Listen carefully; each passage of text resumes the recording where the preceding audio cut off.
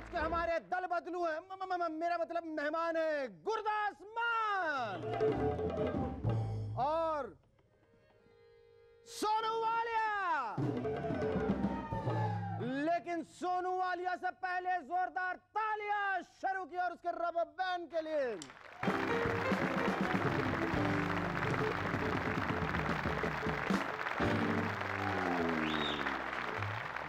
Welcome back, I am SS and you watching MNS. पिछले दिनों मैंने बताया था कि सोनिया जी ने कांग्रेस में नई जान डालने के लिए राजेश खन्ना साहब को अपने यहां बुलाया था। वो तो नई रे ये कह के चले गए, पर सोनिया जी ने हार नहीं मानी। उन्होंने अमिताभ बच्चन साहब को बुला लिया। अमित जी जब 10 जनपद पहुंचे तो सिक्योरिटी वाले ने उनको पहचाना नहीं, रोक लिया। एक सेकंड सर, था भाई इतना लंबा साहब बगैर परमिशन के अंदर कहां चला जा रहा है?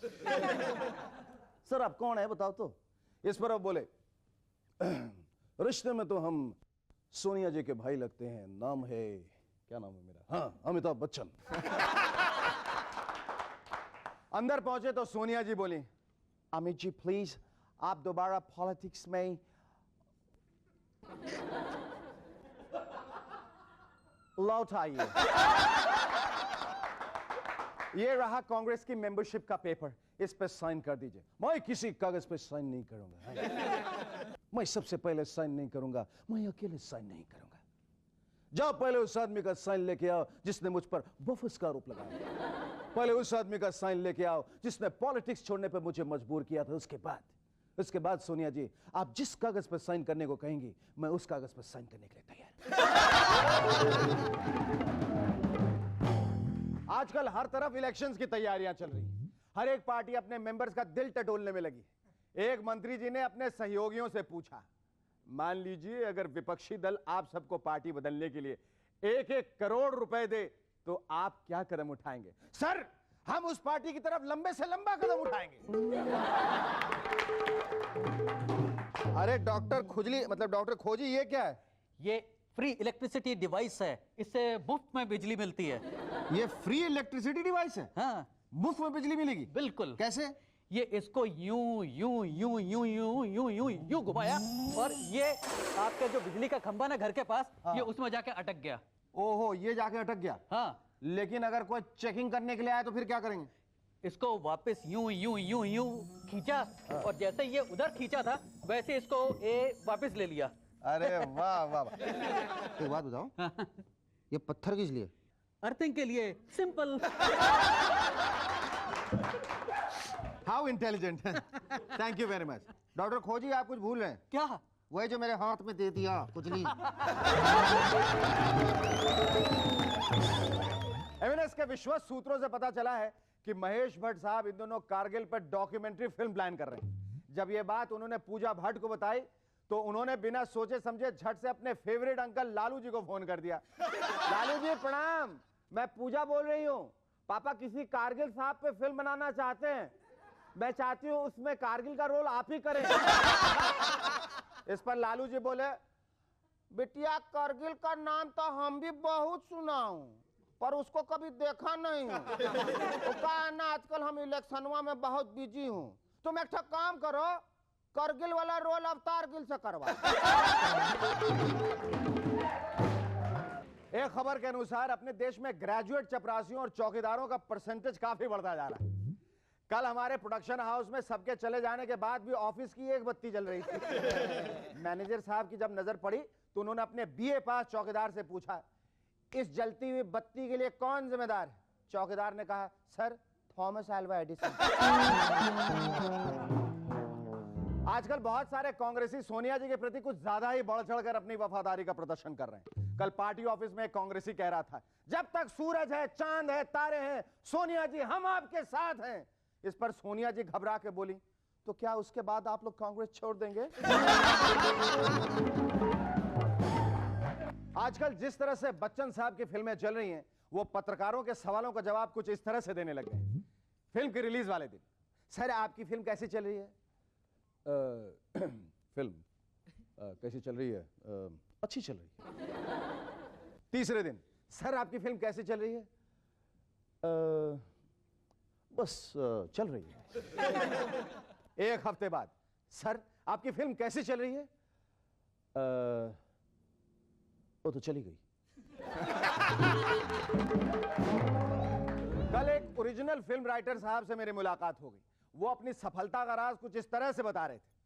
हमारे यहाँ कामयाब राइटर वही है जो बहुत सारी फिल्मों से इंस्पायर होकर एक फिल्म की स्टोरी लिख डाले। फिल्म अगर हिट हो जाए तो उसी कहानी पर एक उपन्यास लिखकर किसी पब्लिशर को बेच दे। उपन्यास कामयाब हो जाए तो उसके तमिल, तेलुगु, कन्नड़ वर्जन साउथ के फिल्म प्रोड्यूसर को बेच दे। इतना ही नहीं साहब, साउथ के फिल्म हिट होते ही उसके हिंदी राइट्स किसी नए बम्बईया प्रोड्यूसर को मुंह मांगी कीमत पे बेच डाले। देखा, कहानी एक, फायदे अनेक। पिछले दिनों लालू जी वायरल फीवर के चपेट में ऐसा है कि बुखार 102 डिग्री पहुंच गया। इस पर राबड़ी जी बोली, इंडियन टीम का कप्तान तो सेंचुरी मारा नहीं भाई, चलो हमरे बिहार के कप्तान ने सेंचुरी मार दिया। क्रिकेटवा में न सही, बुखारवा में सही। Our first guest on MNS tonight is India's first Bhangra pop star who's also a black belt in judo and has belted out hits for over 15 years. Ladies and gentlemen, please welcome Gurudas Mann.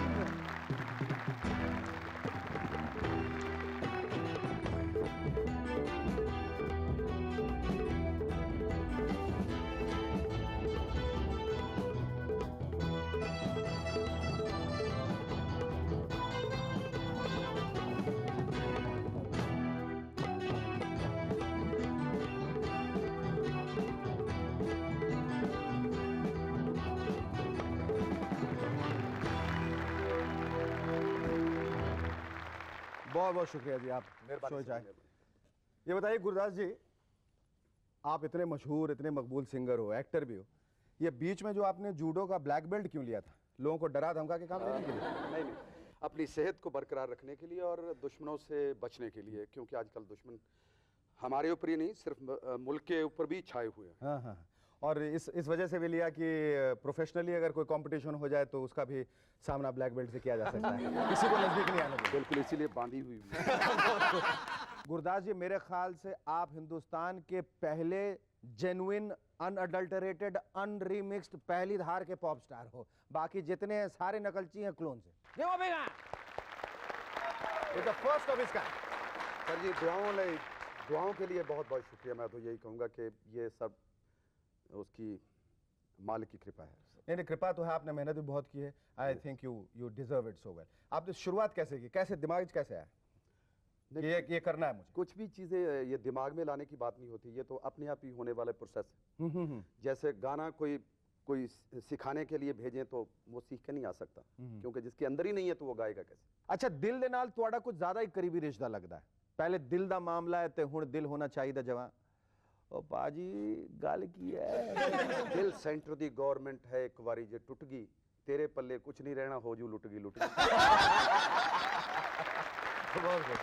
क्योंकि दिल कहते हैं ना कि एक पहली बार निगाहती है कि ये इसको दौरा पड़ गया, दूसरा दौरा पड़ गया, तीसरे दौरे में तो फिर खत्म गवर्नमेंट टूट जाती है। बिल्कुल बिल्कुल।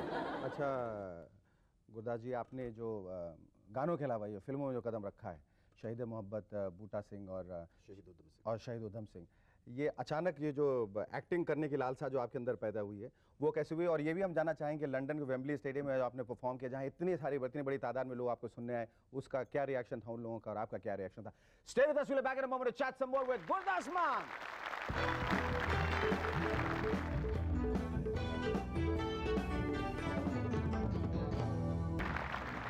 Hello, welcome back to MNS once again.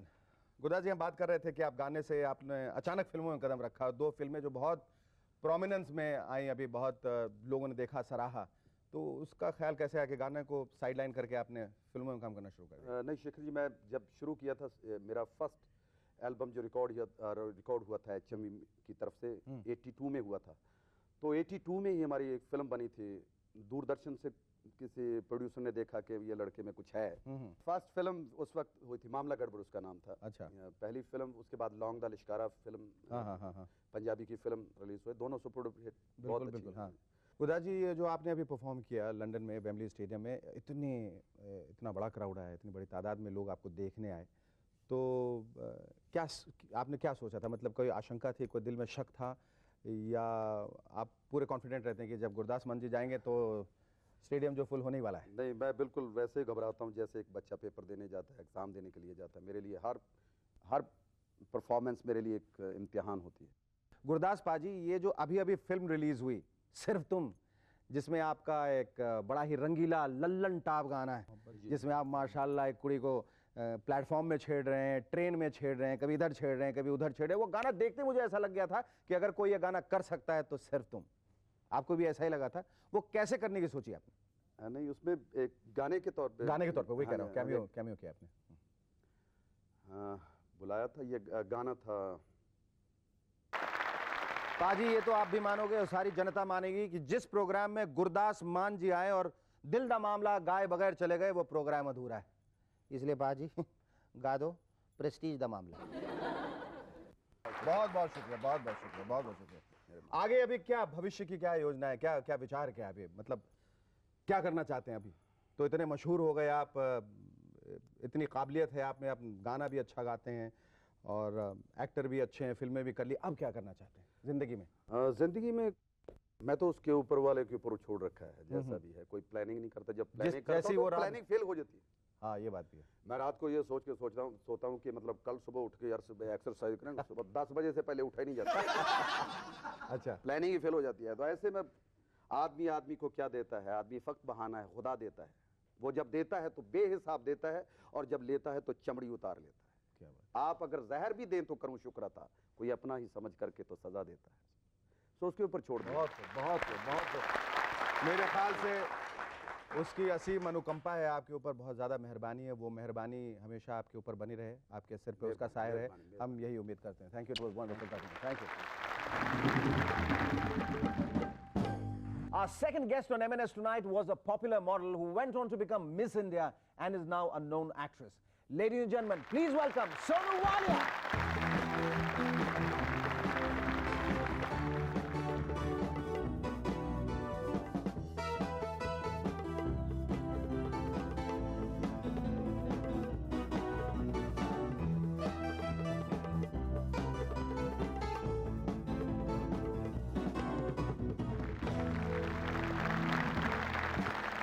So tell me, where are you? I mean, like, you know, one hasn't seen you for a long time in movies and serials. You're doing some underground work or what? Absolutely. क्या कर क्या रही हो तुम आजकल? This is a secret. You know, somebody told me that you are concentrating too much on the art of living. What is the art of living? The Art of Living is a social and spiritual organization. अच्छा. And basically, it's about the fundas of life. Fundas of life. Yes, the basic fundas of life. हाँ, और वो क्या क्या है? That is the ability to accept things as they come. Okay. Now you've got to do the courses that we have. हाँ, मैं करूँगा, फिर तुम मुझे समझाओ तो मुझे अच्छे लगेंगे तो मैं ज़रूर करूँगा. हाँ. No, Shekhar. What happened to me was that about 4 or 5 years ago, I was really, truthfully speaking, not very happy with the kind of work that I was doing. Okay. And I was not very happy with the way my life was. And I really wanted to know, why are these things happening to me? And what do I really want from life? And, you know, why am I here where I don't want to be and I want to be elsewhere? And like he said just now, that, you know, planning karte hain aur gadbad ho jati hai, hota kuch aur hai. And I think we're always looking for answers outside ourselves. बिल्कुल. We're never really looking for answers within ourselves, because they're all here within ourselves. And that's the tough part, to reach a stage where you realize that actually it's all within you. It's not outside. सन्यासिनी Sonu Walia, मैं समझ रहा हूँ तुम क्या कह रहे हो। अच्छा, तुमने मिस इंडिया का टाइटल जीता था 1985 में। उस वक्त जब इतना हाइप नहीं था, तुम्हें what did it exactly mean to you then? At that point, I was just very proud of the fact that I felt like an ambassador of my country. I think at that point, just to be a representative of India was a very big thing. So now we're going to take a short break, after which tell us all about your debut film Khoon Bhari Maang. How did that happen to you and how was it to work with Rekha?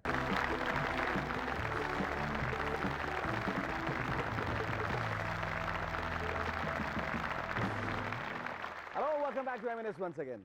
हाँ सोनू, हम बात कर रहे थे तुम्हारे film career की। तुमने शुरुआत की फिल्म खून भरी मांग से. How did it come to you and how did it happen? It happened because I was signed by Mr. Tanveer Ahmed for a film called Akarshan, which was an arty film. And Mr. Rakesh Roshan had heard about me, that I was a model, and he was looking for a model who could act.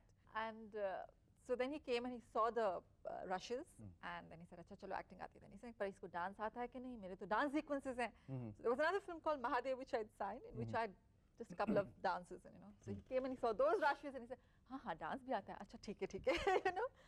But it just so happened that Khoon Bhari Maang was a quickie, so it released very soon, within 8 months, and that was my first. At this point of your life, this point of your career, how do you assess yourself? What do you have to say about yourself? Are you're happy, you are sad, you are dissatisfied, you are discontent, you're what? At this point of my career, I'm personally completely blissed out and content. Okay? So my career, whether it's good or bad, is of very little relevance to me. Immaterial. Yes, it's completely immaterial. It's happening, it's great, it's wonderful. In fact, I'm enjoying it much more today. Oh, great. Today, I love acting, and I can really, really enjoy it much more than I used to Oh, earlier. wow. You must tell me the secret to that. Okay, will. thank you so much. Lovely talking to you.